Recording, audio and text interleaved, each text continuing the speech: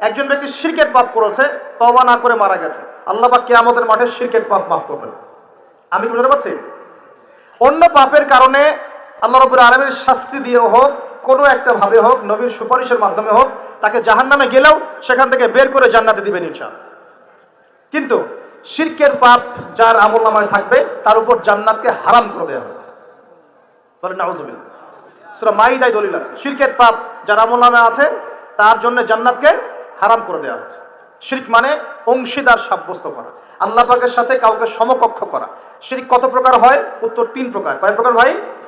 বিশ্বাসের শিরক হয়, মানে আকীদায় শিরক হয়, আমলের শিরক হয়, মানে কাজে শিরক হয়, কথা বা লিসানের শিরক হয়। মনে থাকবে? 1 নাম্বার কিসে শিরক হয়?